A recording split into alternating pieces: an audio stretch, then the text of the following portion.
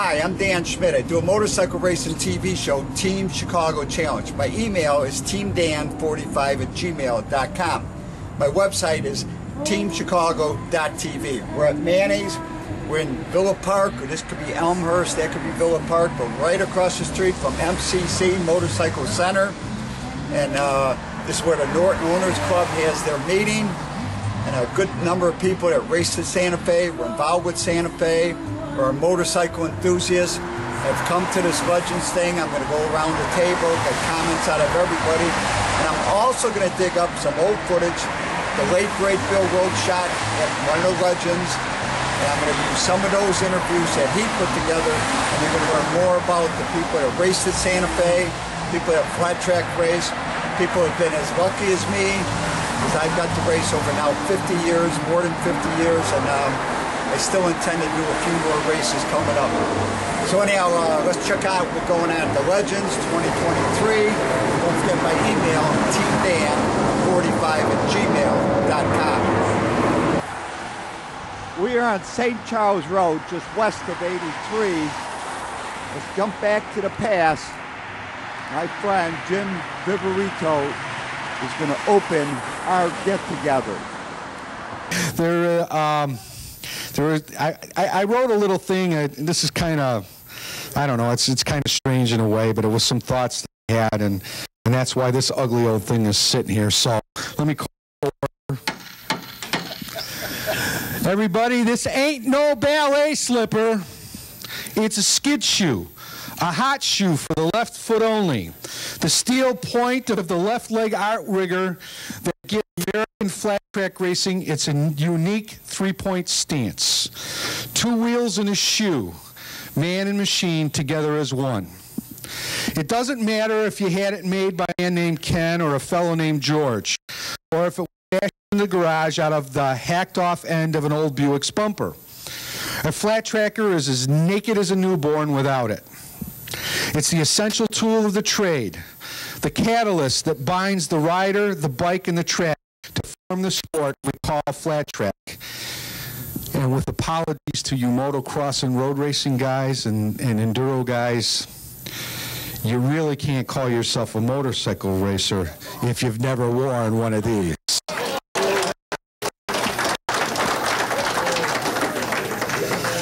So that's my little ode to the skid shoe. Thank you, the late, great Jim Viverito. As we see some footage from Santa Fe Speedway on the short track. Santa Fe Speedway was at 91st and Look Road in Willow Springs. And they ran motorcycle racing every Wednesday night. Now we're looking at the long track. Riders are limited to 250 motorcycles. It was the greatest time of my life. And now we're to hear from another great friend of mine, the late, great Jan Gabriel, who was the announcer at Santa Fe Speedway. And he visited us at the Legends Brunch.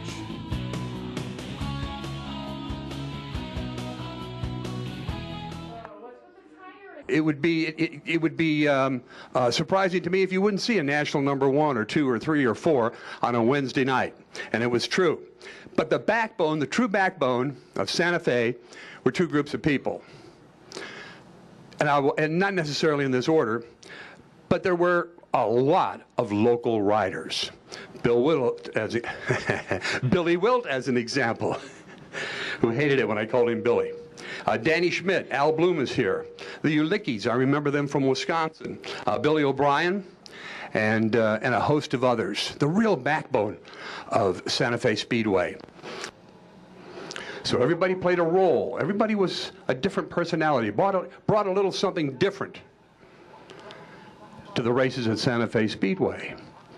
And there will never ever be anything like those Wednesday nights at Santa Fe. You'll never see that again anywhere at any time.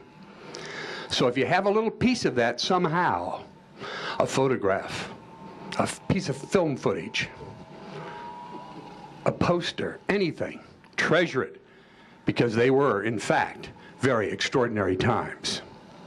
I was a psych major, so I figured, well, I'm going to do something really unique here. Nobody will probably get it, but at least I will. So for probably 14 years, I would close the Santa Fe show very simply by saying, be kind, be careful, and most of all, be.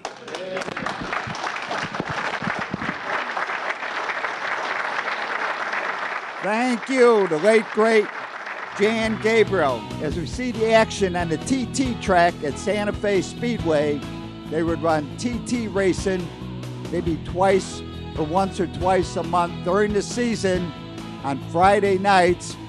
And you could ride big bikes on the TT, bikes up to 750. At Santa Fe Speedway, they ran the regular stock car program on Saturday and Sunday nights, special events on Friday nights. Now let's meet some of the folks at the Legends of Chicagoland Motorcycle Racing Brunch. My name is Charlie Hall, and I used to work parts at motorcycle headquarters in Windy City Triumph. That's about all there is to it. So how many years have you come into the Legends? Well, since it was over in Holiday Inn, so it's got to be a number of years. It goes back to a couple years before Neil King was there. Always enjoyed it. I'm Dave Moore. This is my first time at the Legends, and as far as Santa Fe Speedway, some of the other racing, I've always been an avid spectator. Did some amateur road racing on my own, and I've known Dan for a long time. So I was happy to get the invite and come today. Yeah, Matt Jonas. This is my first time at the Legends. Enjoying it tremendously. Used to do some amateur flat track racing in the area, Sycamore Speedway and some of the local ones in Indiana. Never got past the amateur rank, did a little ice racing, but love it, enjoy it. Still have my old Taco Astro. Had it for 50 years now. But great event. Thank you, Dan. Jim Leners. I've been around motorcycles and motorcycle racing over the years, a long time, and it's just enjoyable to come to a meet like this where you see all these older riders and stories, and it's just fantastic. It's just, time goes by so fast you don't realize it, and it's just a really good thing to see these guys here and talk about the racing. Denver Speedway or whatever. How things have changed too over the years. Everybody, when they started back in the 60s and 70s, the equipment was something then, but nowadays it's just unreal. But they started out years ago when, man, you didn't have all that power, special kinds of tires and stuff that you could just really fly nowadays. They did it years ago in their own way. Pretty neat stuff. Edd Kubik, I raced at Santa Fe from 1968 to 1972, and I was the only person running a long stroke sprint, and I qualified it once as a novice, and that's my claim to fame. I don't have any more, sorry. Oh, Paul Rembas, and this is my first Legends, and I'm proud to have Dan invite me to this. Hopefully we'll have another one. And I was involved with Dan for years, all the way back from about 72, 73. He was my motorcycle shop. He was my major consultant. So I bought a lot of things from Dan, through Dan. And we also did the ice races together, which was always fun. And I pretty much retired a couple years ago and haven't done much with motorcycles since I left Yamaha. And that was back in 1991. So I'm glad to be here, and Dan, thanks for having me here today. And I hope the next Legends will have more people.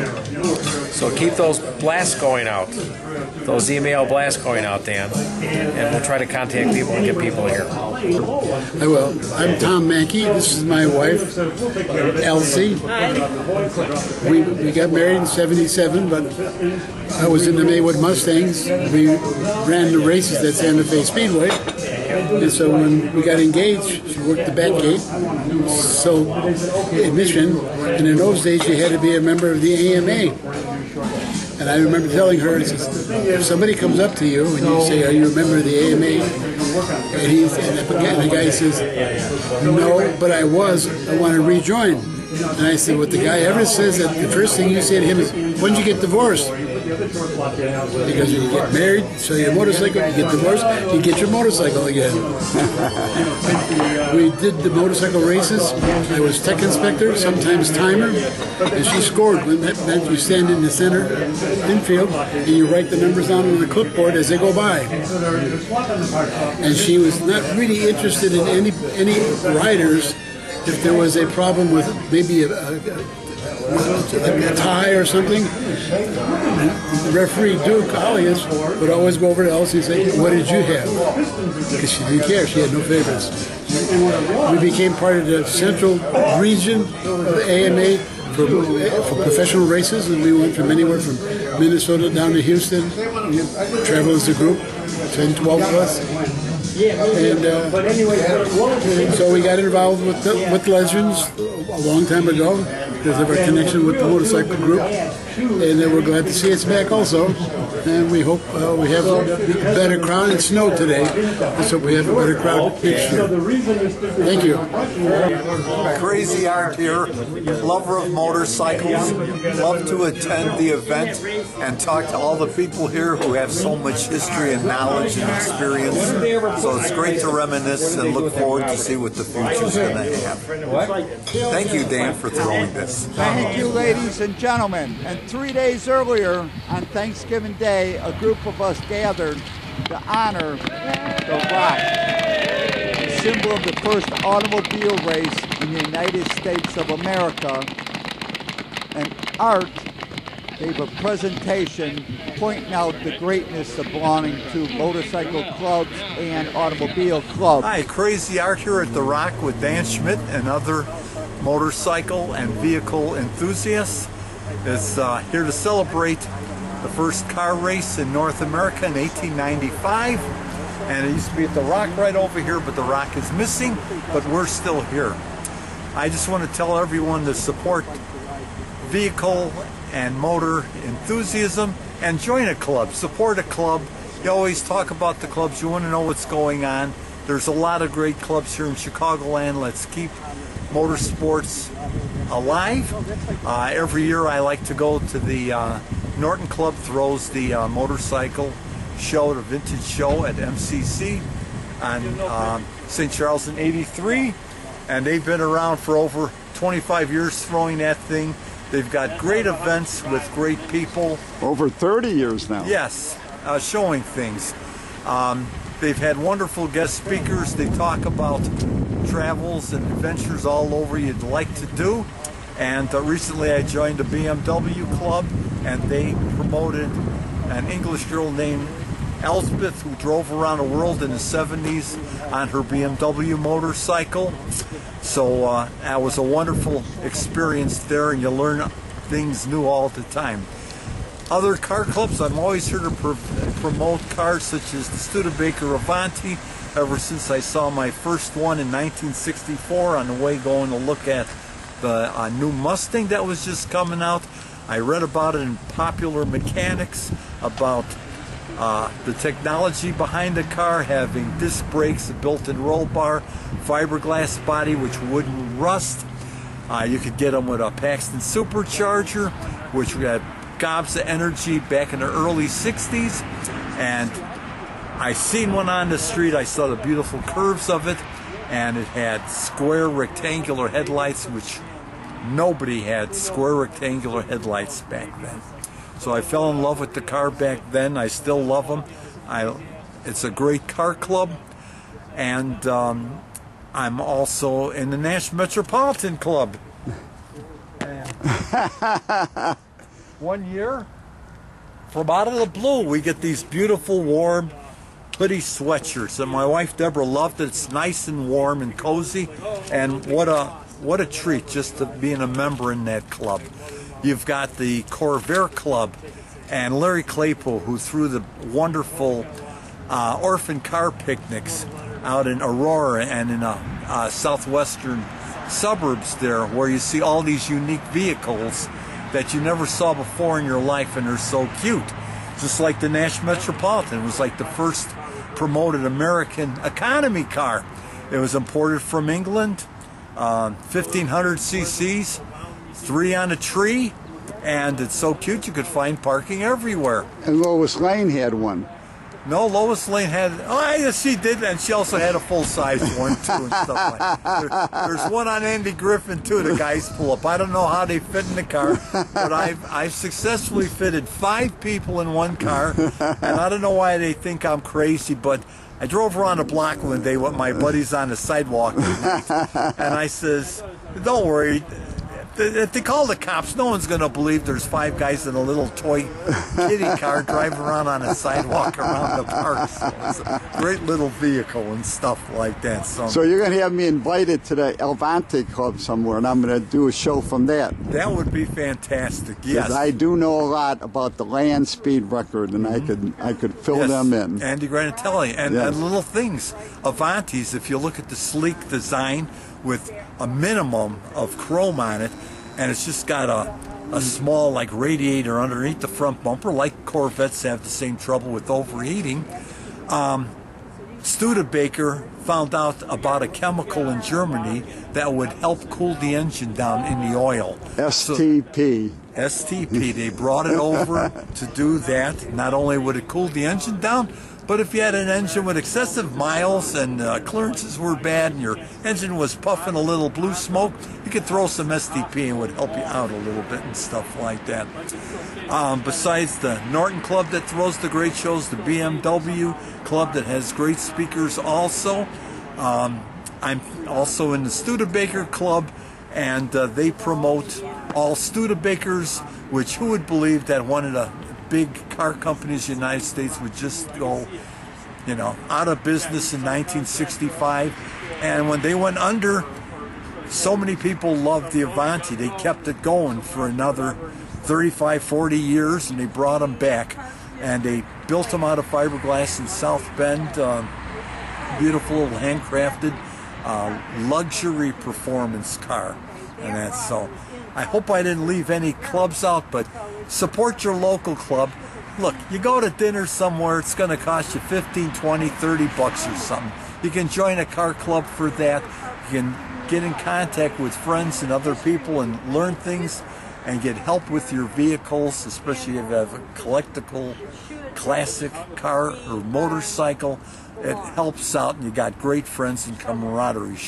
I hate to see motorsports going, but there's beautiful cars out there, and I love to go to the shows, and it's a great thing even to bring your kids and grandkids. And I thank Dan for throwing this every year, and my hat's off to Bill Wilt, who did such a great job. It was everywhere. And I always got to promote, I like the car show in Berwyn, Route 66 show, usually in August and September, where they close off the streets. It's a great place to bring your kids and see some old classic Detroit iron and iron from all over the world. And it's free. And it's free. And that's okay, thank you, Dan, and thank you for all your vehicle enthusiasts out there. So, thank you, Art. As we look at this diorama of a sign that was next to the expressway, back in 2004, Bill Wilt captured comments from a number of the racers from Santa Fe Speedway. My name is Chuck Beusch we're actually Red Oak, Texas. Let's see, when I raced from Santa Fe, started in 72, but that only lasted a couple races. My first actual full year was 73 to 77. Oh, let's see. Best results at Santa Fe. Winning the Trophy Dash. I don't even remember what year it was. It was maybe 75. Best flat track rider I've ever seen at Santa Fe. It's hard to say, but I'd probably pick Springsteen. So I used to race against him all the time.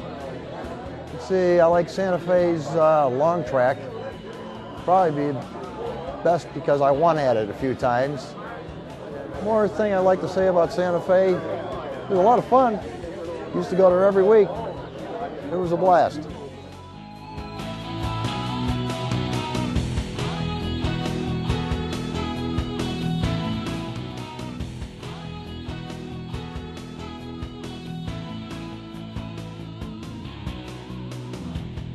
My name is Pat McHenry. I'm from Frankfort, Illinois. I raced Santa Fe Speedway from 1954 to 1964. My number was national number 41. I always liked the short track over the long track or the TT, although I ran them both. My favorite memory of Santa Fe Speedway, probably winning the main every Wednesday night and taking my young kids around on the gas tank after the win. The best rider I ever saw at Santa Fe was probably Dick Mann. I would have to say he was one of the best all-around riders. You know, I always liked Dick. One more thing I'd like to say about Santa Fe. Back in the 50s and 60s, it was the place to be during the week. And I think every bike rider in the Chicago area was always at Santa Fe for Wednesday night. And it was one heck of a good show.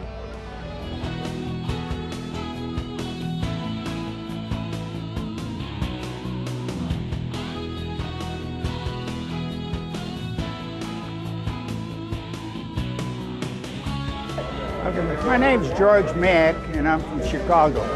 I raced at Santa Fe from the years, way back when they first opened the gates. I think it was like in '53, and I raced till I was 59. And my number was 6P. I did get a national number 57, but I chose to ride with my 6P. The second year, they sent me another number, national number 43, but I still chose to ride with my 6P. I never did change it. And I like the short track, and I also like the long track out there. The TT was okay, and I had a lot of luck on the short track and the long track, and had a great time out there. My favorite memory from Santa Fe was, well, it was one of them. I think I won the season championship twice there, and it was just a lot of fun. But the best rider I ever saw at Santa Fe, I think it was Pat McHenry. He was great, and I raced with him several years, and he kept on when I quit, and we had some good hard races together. It was fun all the way around. More than one thing that I'd like to say about Santa Fe, it was a fun track, and it was always there. We raced every week for years, several years there, and I think it was the birth of short track really in the Midwest. There wasn't anybody that didn't hear of Santa Fe. It was one great track, I'll tell you.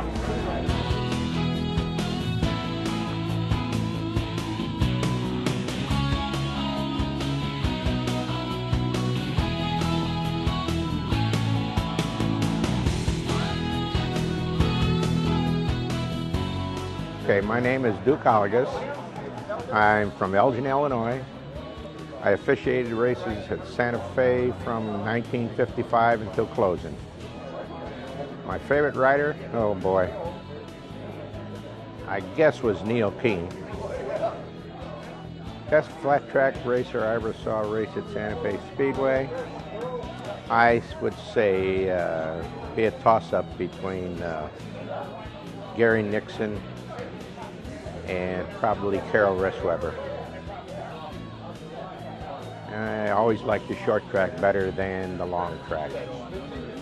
The long track was not built for really good racing. The corners were too narrow for the amount of speed they were getting down the straightaways.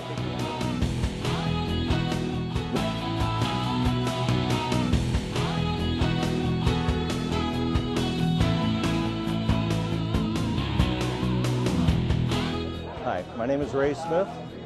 I'm from Glenview, Illinois, just outside of Chicago, and I raced at Santa Fe Speedway in 1961 into the 80s. I rode a lot of different motorcycles, Furlas, Ducatis, Harleys, Bultacos, Triumphs. Memories of Santa Fe Speedway was probably seeing Carol Ressweber racing there. He was just incredible racer, something I'll never forget seeing him. And in the short track races, I was a brand new rider, a novice, and it was a progressive program, so the novice, amateurs, and experts would all run together. So here you are at the starting line with Carol Restweber right next to you. It was quite a thrill in my life. I want to thank Bill Wilt from Motorsports Unlimited for this great footage from 2004. And for more information on Bill Wilt and Motorsports Unlimited, their Facebook is Motorsports Unlimited. Go to Facebook, Motorsports Unlimited, fill out the 3 questions, and join that group.